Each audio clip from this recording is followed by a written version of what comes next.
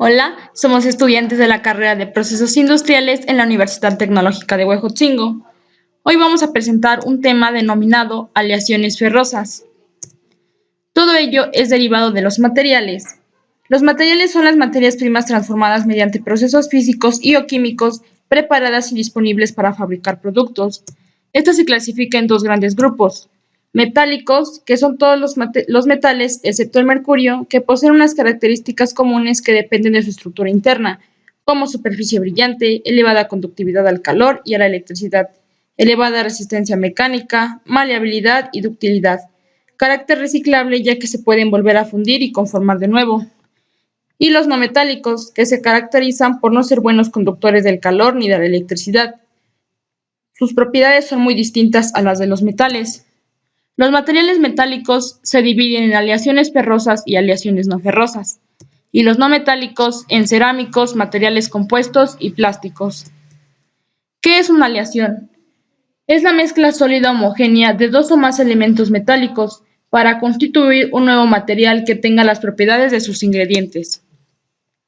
¿Qué es un metal ferroso? Un metal ferroso o férrico es aquel que contiene hierro como elemento base. Puede llevar pequeñas proporciones de otros elementos. Actualmente los minerales que se aprovechan para la obtención del hierro son magnetita, hematites, limonita y siderita. Son aquellos cuyo constituyente base es el hierro. Sus aplicaciones son diversas, estructura de todo tipo, máquinas, herramientas, vehículos, etc. Características principales: superficie brillante de color blanco azulado, punto de fusión 1535 grados centígrados, aunque disminuye al aumentar el contenido de carbono, elevada conductividad al calor y a la electricidad, resistencia mecánica, maleabilidad y ductilidad. Químicamente activo. Se combina con halógenos S, P, C y Si, y expuesto al aire se corroe, formando el orín. Existen 4 diferentes tipos de estructuras cristalinas, estables a diferentes intervalos de temperatura y de contenido en carbono, que condicionan sus propiedades. El hierro es un metal de transición, siendo uno de los elementos más abundantes de la corteza terrestre y composición principal del núcleo. Ha sido utilizado por la humanidad desde hace siglos. Vamos a profundizar un poco más en las características del hierro. La palabra del hierro proviene del latín, más concretamente del ferrum, que significa metal. Se cree que el hierro ya se utilizaba desde el año 5000 a.C., en lo que se conoce como Edad del Hierro. El uso de este metal hizo que cambiase la forma en la que se elaboraban las armas y armaduras.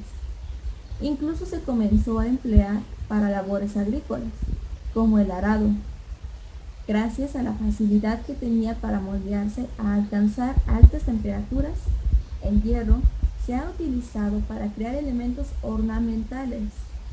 Prueba de ello es el pilar de hierro de Delhi, en la India. Esta pieza data del siglo VI. Como ya hemos visto, el hierro se utiliza desde hace miles de años. Actualmente, el hierro se utiliza sobre todo con aleaciones, como la del acero, que es hierro más carbono. Muchos de los objetos o utensilios que utilizamos tienen una parte de hierro. Los coches, los edificios o incluso electrodomésticos contienen hierro.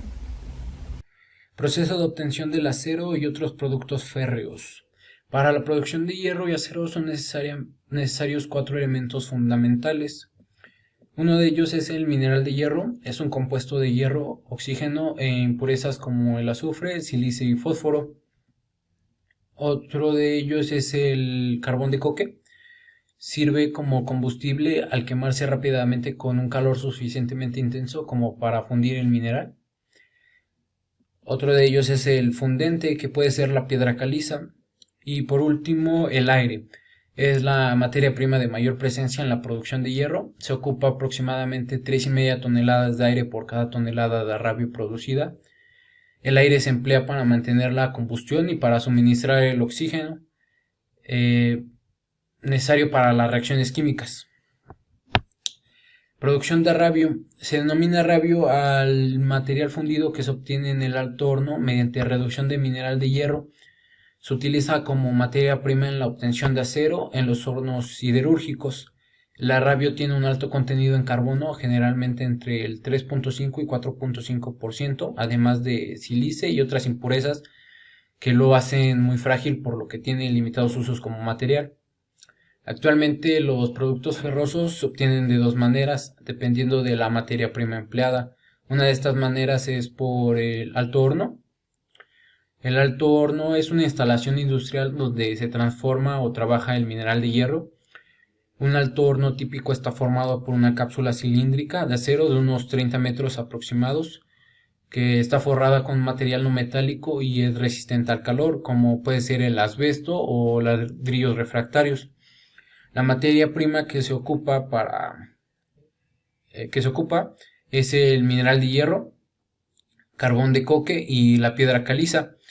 El coque se quema como combustible para calentar el horno y al arder libera monóxido de carbono que se combina con los óxidos de hierro de mineral y los reduce a hierro metálico.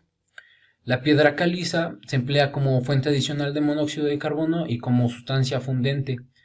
Esta es fundida y se convierte en cal, la cual se combina con el azufre y otras impurezas. Esto forma una escoria que flota encima del hierro derretido. Por último se obtiene el arrabio, que contiene muchas impurezas y un exceso de carbono. También se obtiene como desechos la escoria. Posteriormente el contenedor lleno de arrabio se transporta en cucharas al convertidor LD. El convertidor LD es un reactor abierto que se carga con un 80% de arrabio líquido a 1350 grados centígrados y un 20% de chatarra de acero a temperatura ambiente, que son los aportadores del metal de hierro. En este proceso el arrabio debe reducir su contenido en carbono para transformarse en acero. La materia prima que se ocupa es el arrabio, fundentes y oxígeno. Los fundentes se emplean para provocar la fusión del material y reaccionar con las impurezas formando el arrabio. El oxígeno reacciona con el carbono formando CO y CO2, que es volátil y se separa del arrabio. Por último se obtiene el acero líquido y la escoria. Otra manera de producir el arrabio es por medio de los hornos eléctricos. El horno eléctrico consiste en un gran recipiente cilíndrico de chapa gruesa de 15 a 30 milímetros de espesor aproximados, que está forrado de material refractario que forma la solera y alberga el baño de acero líquido y escoria. El resto del horno está formado por paneles refrigerados por agua.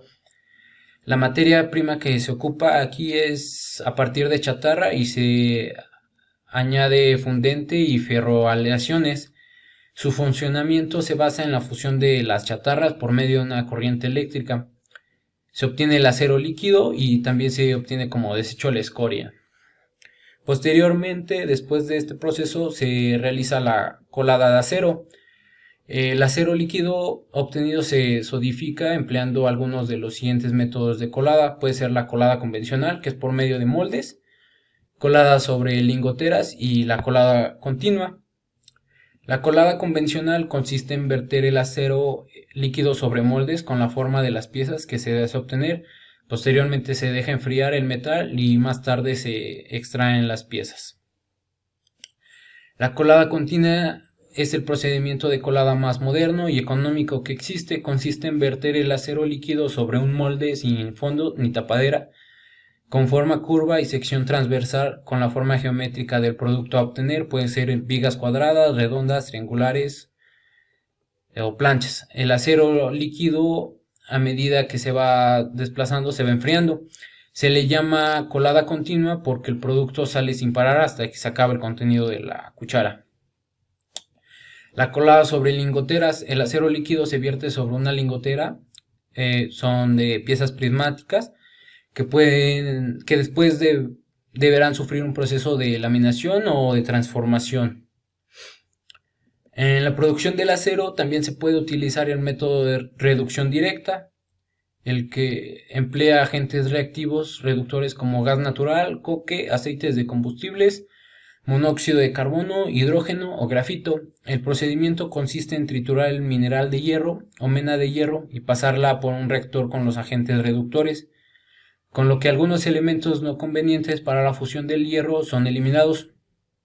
El producto del sistema de reducción directa es el hierro esponja, que consiste en unos pellets de mineral de hierro, los que pueden ser utilizados directamente para la producción de aceros con características controladas.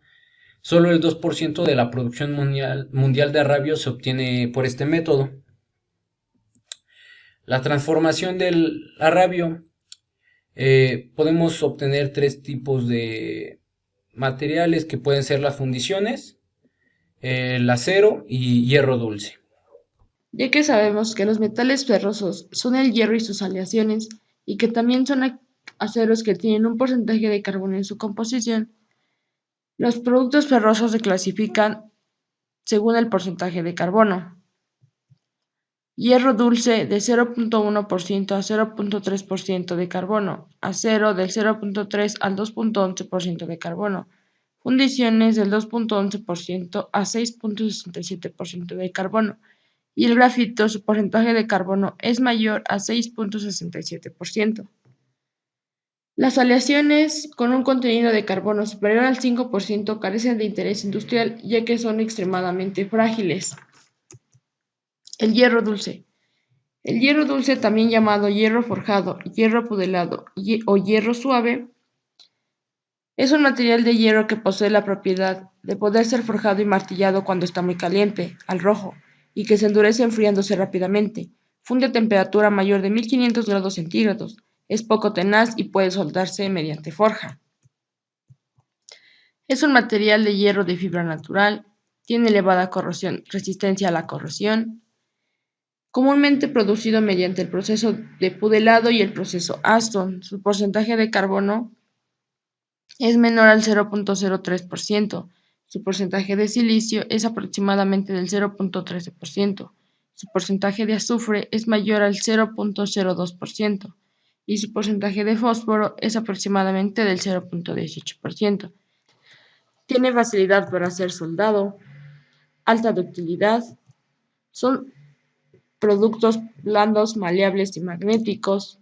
Sus aplicaciones industriales es como producción de tubos, remaches, placas, productos sometidos al deterioro por oxidación y para fabricar electroimanes, excepto para fabricar imanes. El acero es una aleación cristalizada de hierro, carbono y otros elementos. Se puede moldear, laminar o forjar. Es posible variar sus propiedades de dureza y resistencia variando el contenido de carbono. Es un material duro, flexible, tenaz, oxidable y corrosible, y cuando disminuye el porcentaje de carbono es dúctil y maleable. Sus aplicaciones fundamentales es en estructuras de edificios y en fabricación de piezas mecánicas. Las propiedades de este material es que es una estructura cristalina compacta y homogénea. Tiene una densidad muy alta, resistencia muy alta tanto a la tracción como compresión, alto ratio resistencia de acuerdo al peso, material dúctil, frágil, conductividad térmica muy elevada.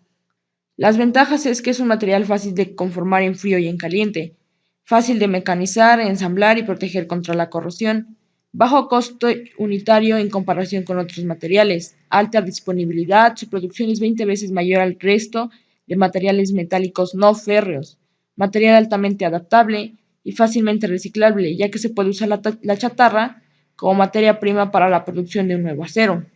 Las desventajas del acero es que es corrosible al calor y al fuego, ya que en caso de incendios el calor se propaga rápidamente por las estructuras, haciendo disminuir su resistencia hasta alcanzar temperaturas donde el acero se comporta plásticamente.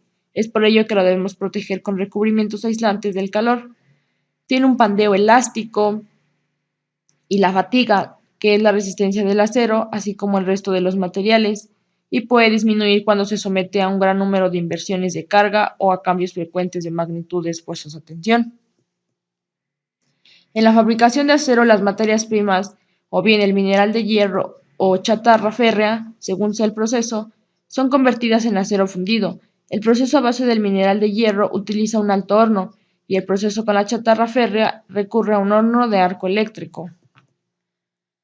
Los métodos de fabricación es, en la fase de oxidación se eliminan excesos de carbono y impurezas de silicio, manganeso y fósforo. Después el óxido de hierro de la chatarra va a hornos de Martin y el oxígeno puro a oxiconvertidores, el oxígeno del aire a convertidores Bessemer. En la fase de reducción se eliminan el azufre y reducir el óxido de hierro. Estos son los métodos de Bessemer, método de Martin, horno eléctrico y fases de colada en el oxiconvertidor. En la composición de los aceros, la estructura del acero se compone en una mezcla de fases con diversas propiedades mecánicas. Las proporciones de estas fases y sus composiciones serán determinantes del comportamiento de este material. En el diagrama de fase hierro-carbono nos permite visualizar las condiciones de existencia de las fases que conforman el acero. En estas fases se obtienen a temperaturas mediante enfriamiento lento de un acero, y las principales son la ferrita, que es blanda y dúctil y su estructura es cúbica centrada en el cuerpo, es estable hasta los 721 grados centígrados. La austenita es la más dúctil de las fases del diagrama de hierro. La cementita es un compuesto intermetálico con una fórmula y un contenido de carbono de 6.67%. Es dura y frágil. Y la perlita es un microconstituyente eutectoide que se forma a los 727 grados centígrados a partir de la austenita con 0.77% de carbono. Es una mezcla bifásica de ferrita y cementita de morfología laminar. Sus propiedades mecánicas serán intermedias entre las ferritas blandas y la cementita dura que la compone. También tiene las fases fuera de equilibrio. Estas condiciones se alcanzan mediante el uso de tratamientos térmicos como el temple, que es el enfriamiento rápido, y el revenido, que es el recalentamiento sostenido, para lograr la formación martensita, vainita y otros microconstituyentes que tienen como propiedades ser duros y frágiles. El porcentaje de carbono en la composición de los aceros tiene una gran influencia en el comportamiento mecánico de estos, ya que si el porcentaje de carbono es alto, tiene un límite elástico, un esfuerzo de tracción alto, un esfuerzo de rotura más alto y mayor dureza. Pero si el porcentaje de carbono es más bajo, tiene una estricción más baja, un menor alargamiento y una menor ductilidad. Los aceros se clasifican dependiendo del contenido de carbono y sus elementos de aleación. Se clasifican en aceros simples, aceros aleados y aceros de alta aleación. Los aceros simples se pueden definir como la aleación de hierro con carbono con un contenido de este último en un rango de 0.02 hasta 2%, con pequeñas cantidades de otros elementos que se consideran como impurezas, tales como el fósforo, el silicio, el azufre, el manganeso, el cobre, etc. Los aceros simples se pueden clasificar de acuerdo a su contenido de carbono. En aceros de bajo carbono, que tienen un porcentaje de 0.02 a 0.3%, aceros de medio carbono de 0.3% a 0.65%, y aceros de alto carbono que tienen un porcentaje de carbono mayor a 0.8. Los aceros de bajo carbono son dúctiles, soldables, no se pueden tratar térmicamente, poseen una resistencia mecánica moderada, son maquinables y baratos. Los aceros de medio carbono son templables, o sea que se pueden someter al temple y al revenido, poseen una buena resistencia mecánica, ductilidad moderada y son baratos. Los aceros de alto carbono son templables, duros y resistentes al desgaste, difíciles de soldar, poco tenaces y son baratos. Entre las principales aplicaciones de los aceros simples se encuentran estructuras, elementos de máquina, como ejes, resortes, engranes, etc., tornillos y herramientas de mano. Los aceros aleados son los aceros simples a los que se les agrega de manera intencional ciertos elementos de aleación para mejorar algunas de sus características fundamentales. Entre los elementos de aleación se pueden mencionar el cromo, el molibdeno, el níquel, el tungsteno, vanadio, silicio, manganeso, etc., debiendo ser la suma de todos los elementos antes mencionados menor o igual al 5%. Los objetivos perseguidos o las ventajas de los aceros aleados es que aumenta la resistencia mecánica, mejora su templabilidad, aumenta la resistencia a la corrosión y a la oxidación. Los aceros de alta aleación son aceros que suelen presentar un contenido bajo de carbono, dado que suelen ser sometidos a tratamiento térmico y con los elementos aliantes ya se consiguen las características mecánicas requeridas. De este modo se consiguen aceros de alta resistencia y tenacidad. Los aceros de alta aleación se dividen en aceros inoxidables y aceros para herramientas. Los aceros inoxidables son aleaciones de hierro y cromo o de hierro, cromo y níquel, con un contenido de al menos 10% de cromo y al menor contenido posible de carbono. Poseen una buena resistencia a la corrosión y a la oxidación conferida por una capa de óxido de cromo que se forma sobre la superficie y que origina la pasivación de esta. Los aceros inoxidables se dividen en martensíticos, ferríticos, austeníticos y dúplex. Los aceros inoxidables martensíticos poseen un contenido de cromo entre 12 y 14%, el contenido de carbono no excede del 0.4%, son magnéticos, tratables térmicamente, poseen regular resistencia a la corrosión y a la oxidación, son los más económicos dentro de los aceros inoxidables y según la norma ASI se identifican mediante un 4 seguido de 2 dígitos. Los ferríticos poseen un contenido de cromo entre el 15 y 25%, un contenido de carbono que no excede del 0.1%, poseen buena resistencia a la corrosión y a la oxidación. No son tratables térmicamente, endurecibles mediante trabajo en frío, son magnéticos y según la norma AISI se identifican mediante un 4 seguido de 2 dígitos. Los austeníticos poseen entre el 15 y 25% de cromo, contienen níquel en un rango del 7 al 15% y su contenido de carbono no excede del 0.08%. Son no magnéticos, no son tratables térmicamente, son endurecibles mediante trabajo en frío, son caros, se identifican mediante 3 seguido de 2 dígitos y los que contienen manganeso mediante un 2 seguido de 2 dígitos. Los dúplex contienen mayor cantidad de cromo, níquel y molibdeno, son magnéticos y tienen buena soldabilidad. Tienen entre un 18% y 26% de cromo, de 4.5 a 6.5 de níquel y un porcentaje menor de 0.03% de carbono. Los aceros para herramientas son un grupo importante de los aceros y se utilizan para la fabricación de herramientas y para dar forma a otros materiales. Los principales elementos de aleación de los aceros para herramientas son carbono, tungsteno, molibdeno, manganeso, vanadio, níquel, cobalto, etc. Y los aceros para herramientas deben mostrar unas cualidades, las cuales deben poseer alta dureza y resistencia al desgaste, también deben mostrar una excelente templabilidad, deben sufrir una deformación mínima durante el tratamiento térmico y deben retener su dureza a altas temperaturas. Los aceros para herramientas se clasifican en aceros para trabajo en frío. Estos se dividen en aceros templables en agua y se identifican con la letra W, aceros templables en aceite con la letra O, aceros templables al aire con la letra A, aceros de alto cromo, alto carbono, que se utilizan para la fabricación de troqueles y se identifican con la letra D. Los aceros resistentes al impacto con la letra S, los aceros de trabajo en caliente con la letra H, aceros rápidos o aceros de alta velocidad.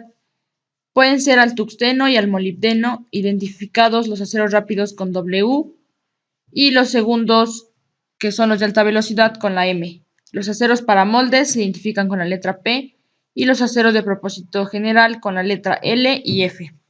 De acuerdo a la clasificación SAE, que es la Sociedad de Ingenieros Automotrices, es un sistema de identificación de 4 o 5 dígitos basada en la composición química del acero.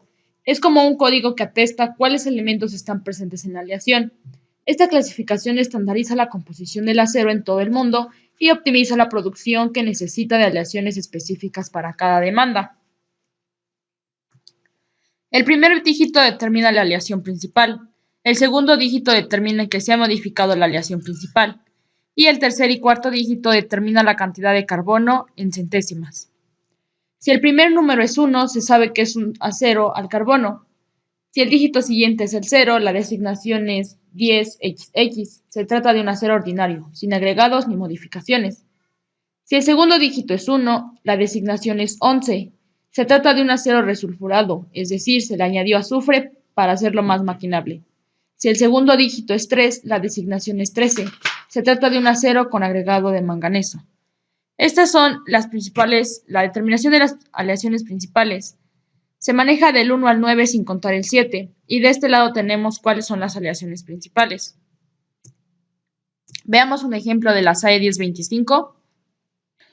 Los aceros de alta deformación en frío están de acuerdo a su composición química. En la SAE tenemos a la SAE 1010, que son chapas, barras, alambres, etc. SAE 1020, SAE 1040 para resortes, tuercas, tornillos y máquinas.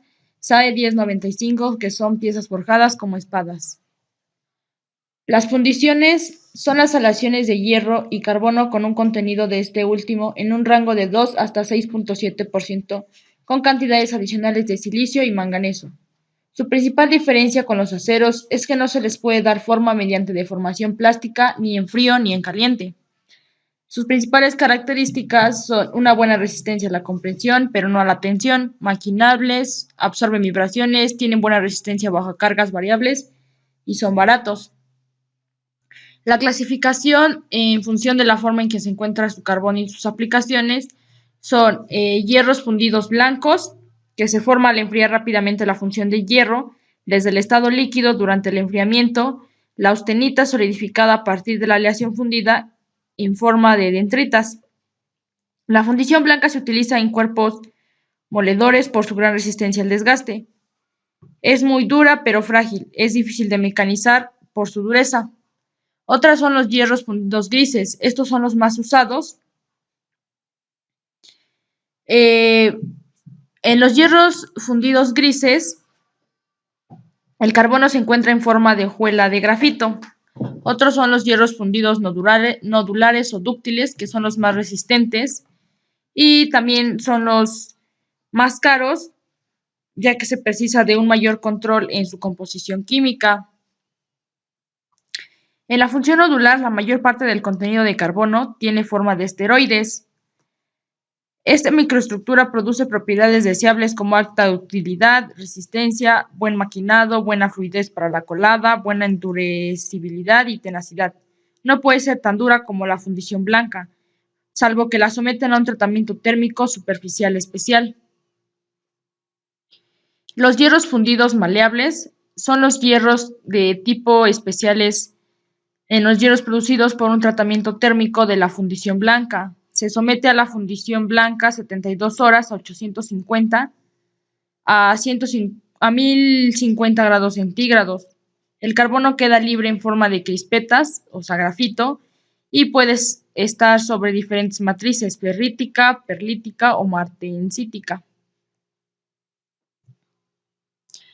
Por último, vamos a ver el grafito.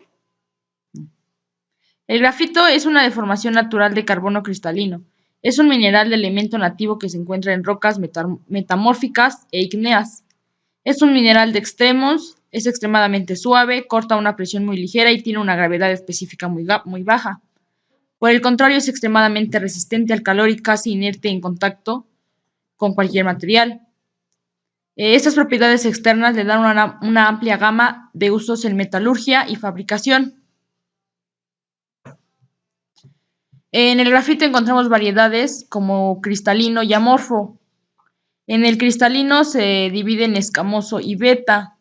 En el escamoso se encuentra en forma de láminas planas de aspecto escamoso. Cada una de las láminas están separadas, cristalizadas en las rocas metamórficas como el mármol, el cuarzo, etc. Las láminas tienen un aspecto grasoso y sus dimensiones son variables. En un depósito a otro se pueden encontrar variaciones de dureza, grosor, densidad y forma. En el beta se localiza en forma de vetas hidrotermales o en forma de acumulaciones a lo largo de las superficies de contacto entre pegmatitas y calizas. Comercialmente se separan de acuerdo a su tamaño. La beta varía en dimensiones desde unos cuantos milímetros a más de 2 metros. El amorfo Es microcristalino y se encuentra en forma de partículas microcristalinas más o menos uniformes distribuidas en rocas metamórficas, suaves como pizarras y filitas. Esta variedad tiene una apariencia terrosa, negra y suave, y el producto comercial tiene entre 50 y 94% de grafito. En gran parte del grafito extraído comercialmente se utiliza para rellenos de lápices. El relleno del plomo en lápices está compuesto por una mezcla de grafito y arcilla. Tiene muchos usos eléctricos, principalmente porque es el único no metal común que es un buen conductor de electricidad. Estructuras cristalinas. Estos son empaquetados de manera ordenada y con patrones de repetición que se extienden en las tres dimensiones del espacio. La cristalografía es el estudio científico de los cristales y su formación. Son granos pequeños y no observables claramente. En minerales translúcidos se pueden apreciar mejor. En cristalino y amorfo, cristalino es cuando están formados por átomos perfectamente ordenados en el espacio, como los metales, los materiales cerámicos y algunos polímeros. En los amorfos, estos no poseen ordenación espacial, como los vidrios y la mayoría de los polímeros. La celda unitaria. Una celda unitaria es la unidad más pequeña de una estructura cristalina en 3D, la cual muestra las mismas propiedades geométricas y de simetría bajo operaciones de traslación. Existen 7 tipos de celdas básicas: la cúbica simple, tetragonal, ortorrómbica, romboédrica, monoclínica, triclínica y hexagonal. En las redes Bravais, solo existen 14 tipos de redes Bravais y son las siguientes. En triclínico solo tenemos la simple, y un ejemplo de esta sería el ácido bórico o dicromato de potasio. En monoclínico tenemos solamente dos, que es la simple y de base centrada. Un ejemplo, el azufre y la sacarosa. En ortorrómbico tenemos 4, que es la simple, de base centrada, de caras centradas y centrada. Un ejemplo sería el azufre y el galio. En tetragonal tenemos 2, que es el simple y centrada. Un ejemplo es el estaño, indio y martensita. En cúbico tenemos 3, que es el simple, de sacarosas, de caras centradas, centrada, y un ejemplo de estas sería el carbono, el oro, aluminio, plomo, plata o hierro.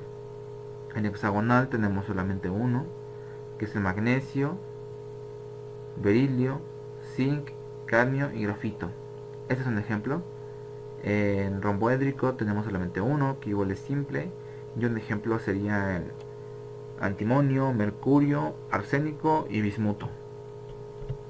Estructura cristalina cúbica centrada en el cuerpo. Bueno, aquí las esferas representan los puntos en donde están colocados los átomos e indican claramente sus posiciones relativas. Se encuentran rodeada de 8 vecinos próximos. Cada una de estas celdas tiene el equivalente a 2 átomos por celda unitaria. En la estructura cristalina cúbica centrada en las caras, en esta celda unitaria hay un átomo en cada vértice del cubo y uno en el centro de cada cara. Indica que los átomos de esta estructura cristalina están empleados tan junto como es posible. Tiene un equivalente de 4 átomos por celda unitaria. En la estructura cristalina hexagonal compacta, los átomos ocupan los vértices de un prisma hexagonal regular, los centros de las bases y los centros de los triángulos alternos en que puede descomponerse la sección intermedia del prisma.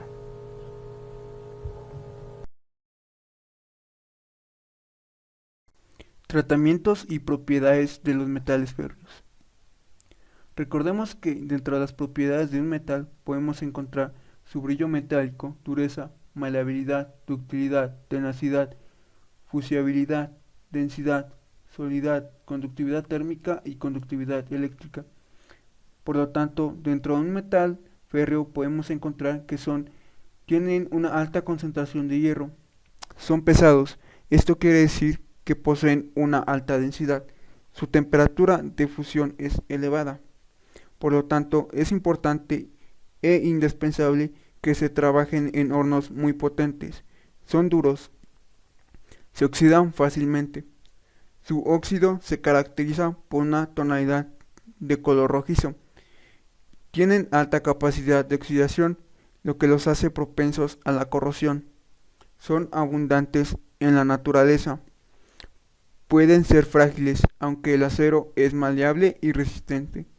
Son excelentes conductores de electricidad, magnetismo y calor. Como ya lo mencionaba, son dúctiles y maleables. Esto, a excepción de las aleaciones con alto contenido de carbono y escoria. Además de ello, tienen grandes resistencias a la tracción. En líneas generales, poseen las mismas propiedades de un metal estándar. Dentro de los tratamientos que le podemos dar a un metal férreo se encuentran tres. El primero son los tratamientos superficiales.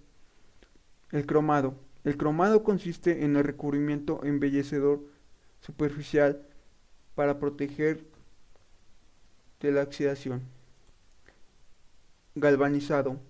Este consiste en un recubrimiento superficial con zinc para que se le da a nuestro acero. Niquelado. El niquelado es similar al cromado. Recordemos que el cromado es la técnica de depositar mediante galvanoplastía una fina capa de cromo sobre un objeto de otro metal, por lo que se podría decir que el niquelado consiste en una técnica de depositar mediante galvanoplastía una fina capa de níquel sobre un objeto de otro metal. Pavonado. Tratamiento superficial que se le da a piezas pequeñas de acero, como la tornillería. Consiste en aplicar una capa superficial de óxido con el que se cubren piezas y se evita su corrosión. Pintura. Pintura consiste en un recubrimiento protector usado en estructuras, automóviles y barcos. La pintura, al ser un tratamiento superficial muy fácil para llevar a cabo, se puede encontrar en muchos lugares, como lo puede ser en la puerta principal de nuestra casa, en las ventanas e incluso en las bancas de un parque. Nuestro segundo tratamiento son los tratamientos térmicos. Estos, mediante procesos, se consigue modificar muy significativamente las propiedades mecánicas, como lo pueden ser la dureza, tenacidad y resistencia mecánica del acero. En estos procesos no hay ninguna aportación de los elementos químicos nuevos al material base. Esto quiere decir que las propiedades químicas en nuestro metal no se verán afectadas en lo mínimo. Estos consisten en calentar el material a tratar hasta una temperatura inferior a la de fusión y mantenerlo en ella el tiempo suficiente como para que a lo largo de toda la pieza se alcance la misma temperatura. Esto con el fin de homogeneizar el tamaño de grano o para modificar los microconstituyentes del material. Por último, de nuestra clasificación de los tratamientos podemos encontrar los tratamientos termoquímicos.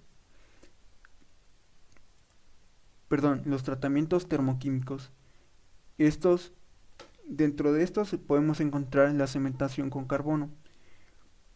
Suelen emplear sólidos como el carbón o líquidos como el cianuro sódico o gases como las mezclas de monóxido de carbono. Como podemos ver en la imagen, es un ejemplo de una pieza que ha sido sometida a un tratamiento de cementación con carbono. Niaturación con nitrógeno. Estos se alcanzan a temperaturas alrededor de los 500 grados centígrados y en el seno de una atmósfera con amoníaco. Como podemos ver en la imagen, nuestra pieza está siendo tratada en una atmósfera con amoníaco. Por lo tanto, se puede ver que la atmósfera de este lugar de trabajo es de color morado. Los átomos de nitrógeno se asocian con elementos constituyentes de la aleación, como el cromo, constituyéndose compuestos extraordinariamente duros. Cianuración. Este tratamiento se alcanza a temperaturas del orden de 850 grados centígrados y los elementos que se difunden son cianuro sódico, cloro y carbonato sódico. Por último, podemos encontrar la sulfinificación. Se eleva a temperatura hasta los 600 grados centígrados y se somete la pieza a tratar a un baño de sales ricas en azufre, combinándose este elemento superficial con la pieza a tratar, obteniéndose una extraordinaria dureza superficial.